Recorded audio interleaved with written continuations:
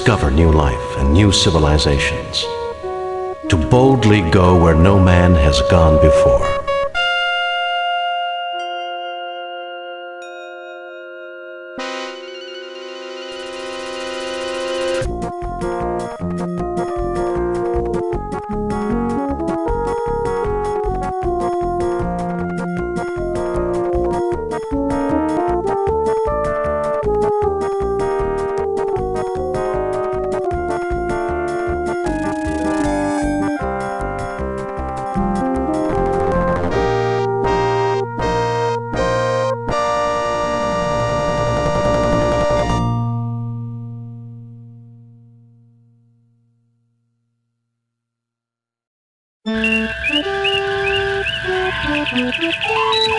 Demon World.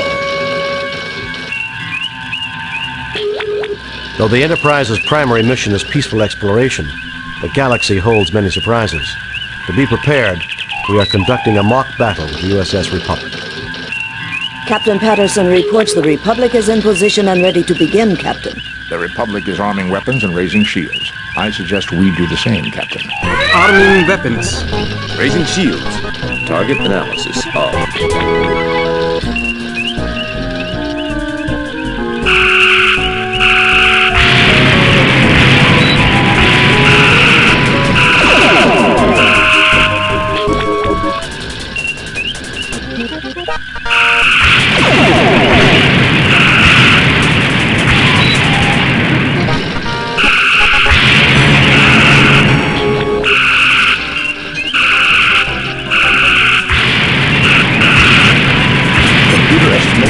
Is crippled, Captain. Captain Patterson extends his congratulations, sir.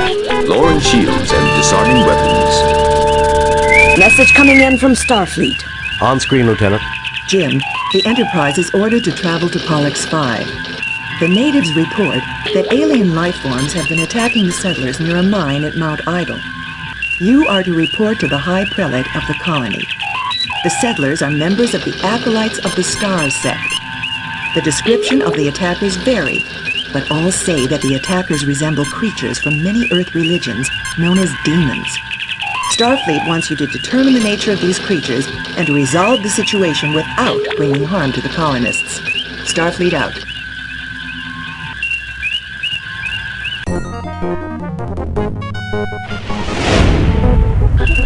We have arrived at Pollux 5.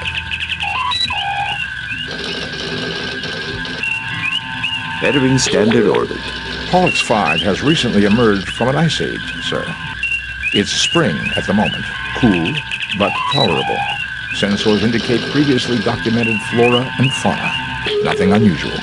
Message from High Prelate Robert Angevin, sir. Welcome, Enterprise. The High Prelate awaits you. Please, beam down and meet with him. Spock, come with me. Mr. Scott, you have the comm.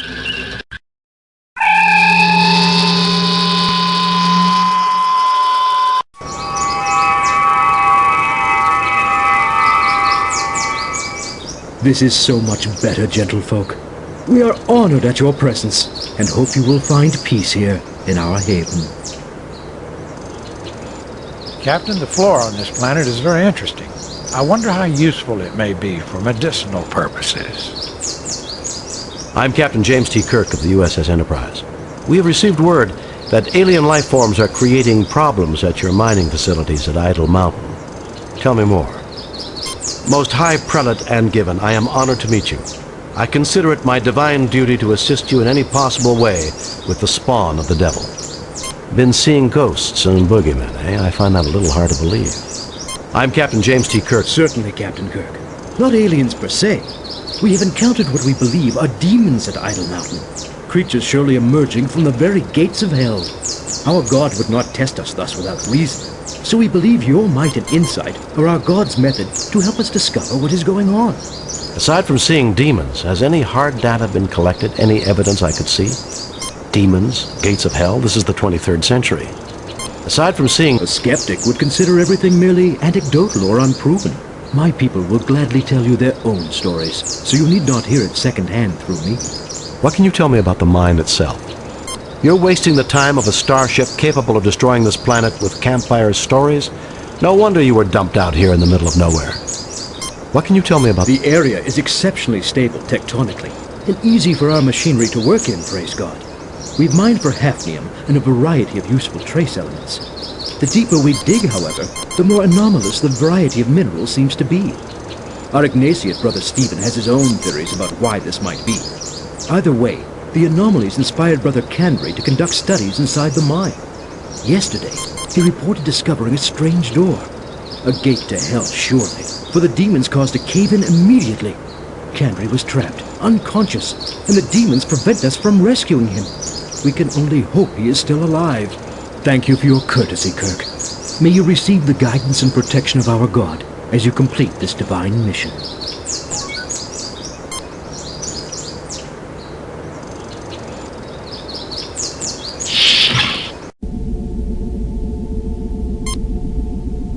Jim, this man has suffered severe physical injuries to his head and arm. The wounds have been adequately cared for. However, he has developed a Neugarian infection. If not treated swiftly, the effects can be fatal. The infection can normally be treated with hypoditoxin, but there's none on the Enterprise. I may be of some assistance. The Loraxian berry grows near the mouth of the cave. If I could acquire it, I would be able to synthesize the hypoditoxin from the berry. Unfortunately, the demons prevent us from approaching the cave entrance.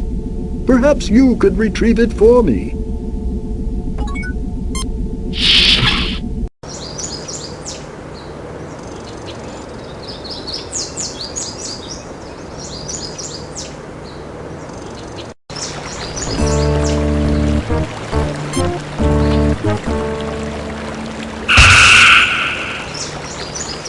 You see a small explosion, and the Klingon's hand falls to the ground with a dull thud. I guess they don't make Klingons like they used to, sir. Federation scum!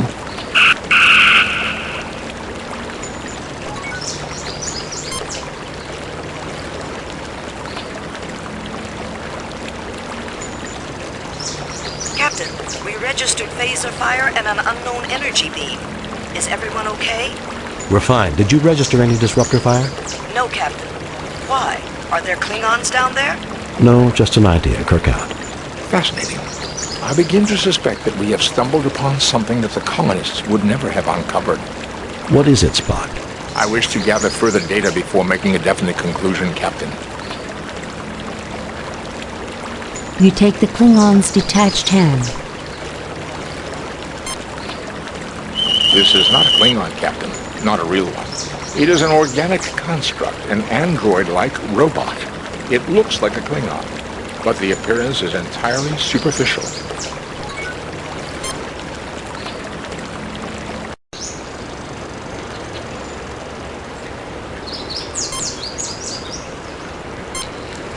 These seem to be Loraxian berries, Captain. They have several medicinal uses, but Dr. McCoy would know more. Jim, these are the berries we need to synthesize the hypoditoxin. We must get these to Brother Stephen quickly. You have retrieved a sample of berries.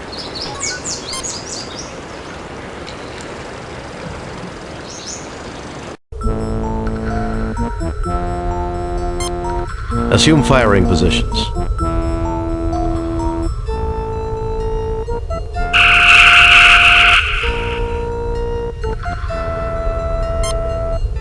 This man is badly hurt and suffering from shock and exposure as well.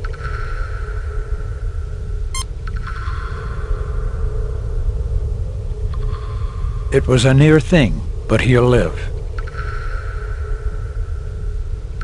Oh, thank you, kind souls, for saving my life.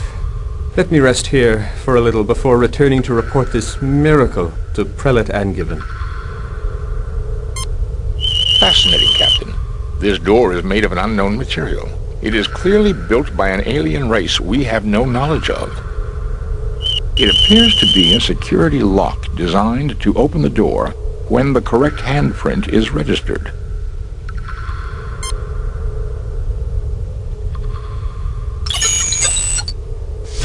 The fit is perfect, but something seems to be shorting out.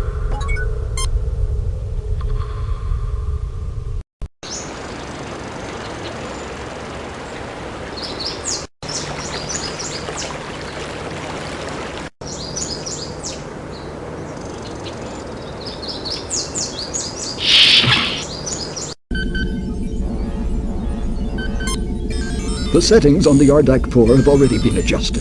Simply place the berry in the machine and the hypoditoxin will be synthesized. The machine synthesizes a quantity of hypoditoxin. We've got to get this to Brother Chubb as quickly as possible, Jim. What a fascinating piece of equipment. Highly advanced technology. You see here, it seems to have been damaged, however. Take it to my workbench and let's see if it can be repaired. I fear my hands are too shaky to perform such fine work, but perhaps one of you can do it. Mr. Spock, see what you can do about that hand.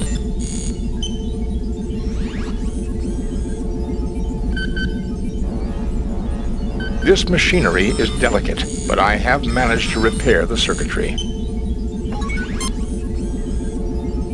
You are interested in my little museum of curiosities? Looks like a pile of junk if you ask me. Yes, tell us about these things. Where did you find all this? Here and there. Much of it was brought to me by others exploring widely. Looks like a pile of junk if you... Yes, tell us about these things. I enjoy talking about these treasures. Shall I go into mineral specimens?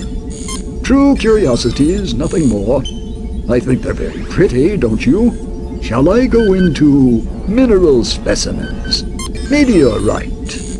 I believe this is evidence of the cataclysm which destroyed the moon of Pollux 5 eons past. I've constructed a theoretical model based on analysis of the planet's rings of what things might have been like. I think that the moon, like Earth's moon, would have made a total eclipse of the sun possible. I would have liked to have seen that. For conditions making a perfect total eclipse are rare in the universe. Our God creates great wonders. Shall I go into mineral meteor fossil shells? One of the oldest forms I've seen on this planet. Our God makes beautiful things indeed. Shall I go into mineral fossil skull of a small alien animal? The skull of a modern Silati, the largest creature native to this planet, about the size of a house cat from Earth.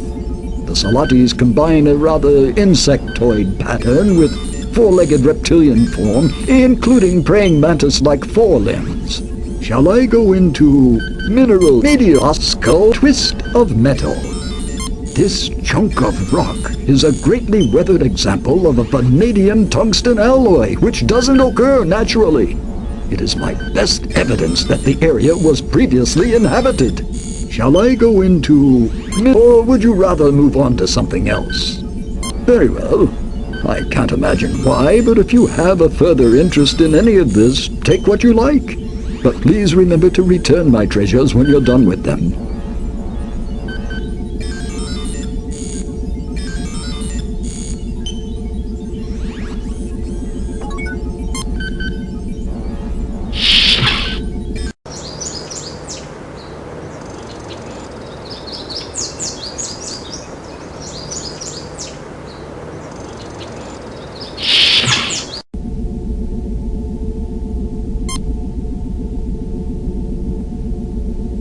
Thank you. You're most kind. I headed up the party that sought to rescue Brother Kandri. Without warning, the demons appeared and attacked us as we approached the mine. Can you tell us what they look like? Like the demons that have plagued devout folk since before our people left the earth. Huge, muscular demons with ruddy skin, truly the manifestation of evil, with bat wings, horns and talons and a pointed tail. God preserve us all. One tore open my arm and I surely would have perished, but for my companions who bore me back down the mountain. The demons didn't follow you? No. I am Brother Griznash.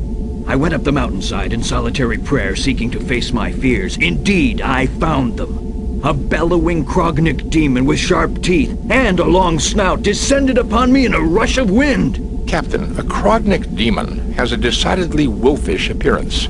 Brother Griznash, is this not the traditional shape of the Evil One and his minions among Tellarites? It is. I believe this may be significant, Captain.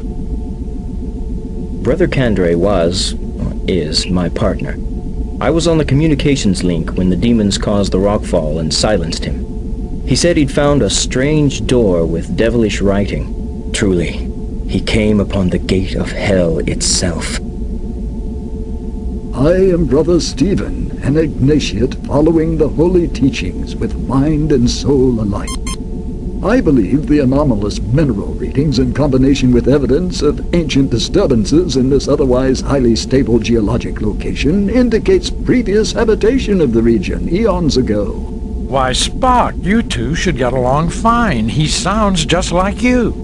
I would be equally honored to discuss medicine with you, Doctor, as science with your Vulcan associate. Let me continue. I believe our God made humans, aliens, and demons all. If I could get a real demon into my study, I would bless our God for the opportunity, as I thank him for everything in this life. You tread close to unholy knowledge, Brother Stephen. I appreciate your prayers, Brother Roberts. Captain, if you and your people go up the mountain, I hope afterward you will visit me in my study, which is next door. I'm too old to make the trek myself, but I'm eager for knowledge. In return, I will offer you what insights our God grants these old eyes.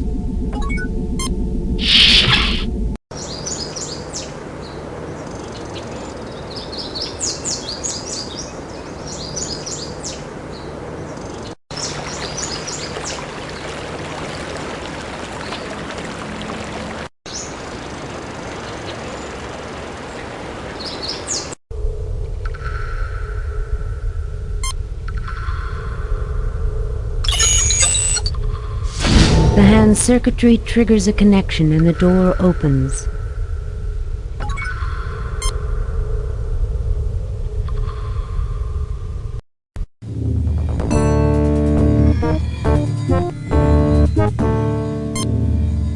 Fascinating, Captain. It is a diagram of a lunar eclipse of this planet. See how the red sphere, the moon, is casting a shadow on the blue sphere, Pollux 5. This must be a very old piece of work, because this planet's moon was destroyed thousands of years ago. The machinery is waiting for the gravitational pull of another eclipse to activate it, an eclipse that will never come. And one other thing, Captain. This may also be a diagram showing the proper settings on that control panel.